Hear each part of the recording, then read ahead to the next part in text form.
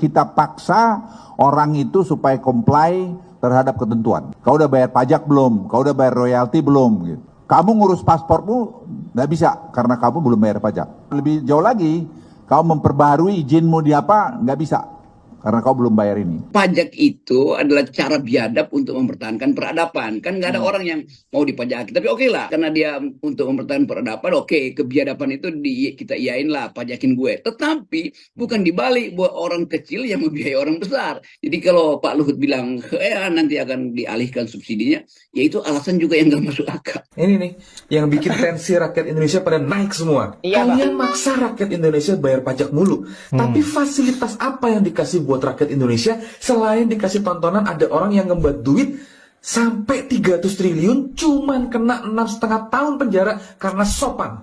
Mantap bang. Itu yang jelas-jelas kerugian negara malah kalian diemin. Iya. Dan itu yang jelas-jelas adalah duit rakyat yang diembat dari pajak.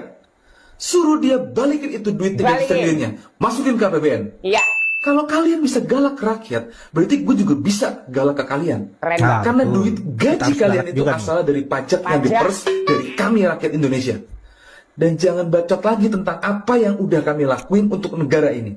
Kami udah banyak ngelakuin untuk negara ini, dari pajak sampai nyumbang 80% dana APBN untuk bayar gaji kalian.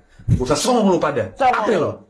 Itu kita seperti contoh ya, ada mobil sama sepeda motor mungkin 100 juta lebih, yang bayar pajak cuma 50% itu. Jadi Anda bisa bayangkan kepatuhan kita itu sangat rendah. Ya, super penting. Dan saya hanya mohon semua kita, pejabat-pejabat, pengamat-pengamat, ayo kita rame-rame dukung ini. Karena ini untuk kepentingan Republik. Ini game changer buat Indonesia. Nggak usah terus kritik-kritik dulu, biarkan jalan dulu. Nanti ya memberikan kritik membangun, karena ini banyak masalah yang harus diselesaikan. Kan kita tahu pajak itu fungsinya untuk mensubsidi orang kecil. Ini bagaimana orang kecil mensubsidi orang besar, orang kaya itu akalnya dari mana? Jadi kita bayangkan misalnya tidak masuk akalan seluruh sistem perpajakan kita tuh. Jangankan rakyat ya, pemerintah sendiri aja tidak taat bayar pajak. Masih banyak kendaraan dinas yang nunggak nggak bayar pajak di berbagai kota, kabupaten, provinsi. Lah itu gimana? Kenapa malah nyalahin rakyat? Sedangkan aparatur negara sendiri, mobil dinasnya juga tidak taat bayar pajak. Kadang tuh muak juga lihat pemerintah ya. Apa-apa nyalahin pajak, apa-apa nyalahin rakyat.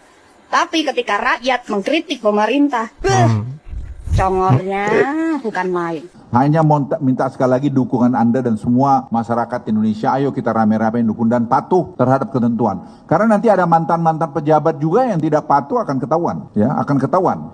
Jadi kalau misalnya saya mantan pejabat, saya menyembunyikan sesuatu, pasti akan ketahuan. Entah dulu dia paling berkuasa, nggak ada urusan. Nanti akan bisa dilihat, orang akan bisa Google kamu, nanti kalau kamu tuh membuat sesuatu yang tidak benar. Game changer buat Indonesia, karena kita bicara masalah pajak, karena penerimaan pajak yang tidak maksimal, dan kita mendukung program Cortex yang dilakukan oleh Kementerian Keuangan di Keuangan. Gue sebenarnya udah riset dikit sih soal Cortex ini, plus minusnya gimana. Cortex diperlukan untuk meningkatkan rasio pajak, betul. Tapi Cortex juga rentan penyalahgunaan data oleh oknum yang tidak bertanggung jawab. Tapi yang punya negara bilang jangan kritik, ya udah. Mohon maaf untuk Pak Luhut sebagai Ketua Dewan Ekonomi Nasional ketika menyampaikan keluhan terkait dengan kepatuhan pajak Republik Indonesia atau rakyat Indonesia yang masih rendah.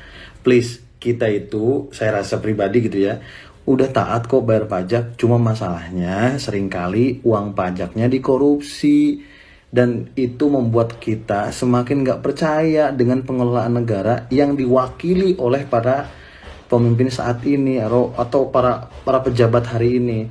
Termasuk Pak Luhut, kalau gak salah sih ada banyak perusahaan yang cangkang gitu, yang itu mengamankan ya nama Pak Luhut juga gitu ya. Itu kalau nggak salah pernah dibongkar di Panama Papers. Silakan deh teman-teman kalian cari beritanya. Tapi yang pasti di sini kita sebagai rakyat udah kok taat pajak, cuma masalahnya pajaknya sering banget dikorupsi. Jadi kita nggak percaya deh. Untuk Pak Luhut yang maha kuasa. Tahu nggak sih Pak, sebenarnya orang Indonesia itu punya sifat dasar yang manut dan nurut loh. Kalau nggak percaya orang Indonesia itu punya sifat dasar manut dan nurut, coba lihat aja diaspora Indonesia yang berada di luar negeri. Entah itu bekerja atau pindah domisili. Diaspora Indonesia yang berada di luar negeri, mereka itu cenderung taat bayar pajak. Padahal pajak yang mereka bayar di negara orang itu jauh lebih tinggi dan jauh lebih mahal daripada pajak di negara sendiri. Mereka taat bayar pajak tanpa harus diancam dulu oleh pemerintah setempat. Dan pernah nggak sih Pak Luhut itu bertakon-takon, kenapa sih diaspora Indonesia di luar negeri itu taat bayar pajak, tapi di negara sendiri malah terkesan malas? Tahu nggak kenapa? Karena bayar pajak di negara orang itu dilayani dengan rasa hormat, dan prosesnya itu gampang banget. Sedangkan di Indonesia, bayar pajak, entah itu online atau offline, sulitnya bukan main. Sedangkan kalau kita berhadapan-hadapan dengan birokrat pajak, kita itu di-treat, dilayani seolah kita sedang ngemis. Padahal kita bayar pajak. Bayangkan. Dan ditambah lagi, penggunaan pajak di luar negeri, itu dipakai secara transparan. Sedangkan pajak di negara sendiri malah dipakai secara ugal-ugalan. Itu pun hasilnya entah apa. Karena anggaran habis dipakai korupsi lah, dipakai untuk rapat di hotel mewah lah, untuk penyuluhan inilah, untuk itulah.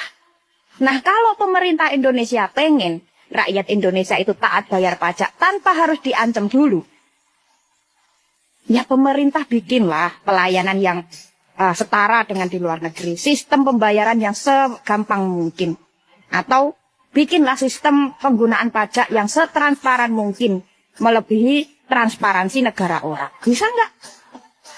Nah, kalau pemerintah aja nggak bisa memperbaiki pelayanan, memperbaiki sistem pembayaran, memperbaiki sistem transparansi penggunaan pajak, nggak usah ngarep rakyat Indonesia taat bayar pajak, nggak usah ngarep.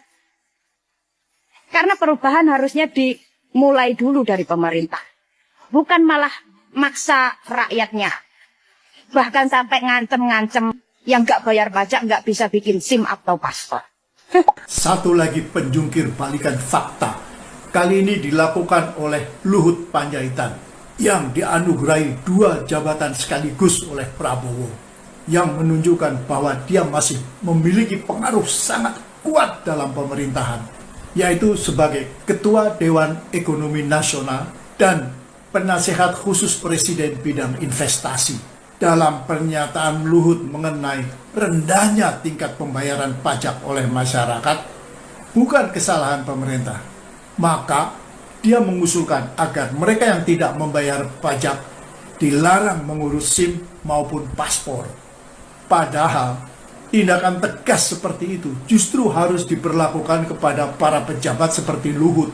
Merekalah yang membuat orang malas bayar pajak, karena tidak ingin uang yang disetorkan ke negara dipakai foya-foya atau dikorupsi oleh para penyelenggara negara. Dalam kasus Luhut, secara akal sehat, keberhasilannya menjadi triliuner pemilik TBS Energy Group tidak mungkin diterima. Dia adalah pensiunan jenderal dan menteri. Seluruh gaji dan tunjangan yang pernah dia terima masih jauh dari kecukupan modal untuk membangun kerajaan bisnis yang demikian besar. Luhut jelas bukan satu-satunya. Betapa dahsyatnya korupsi di Indonesia juga tampak pada berbagai macam laporan oleh PPATK. Betapa banyaknya transaksi mencurigakan yang dilakukan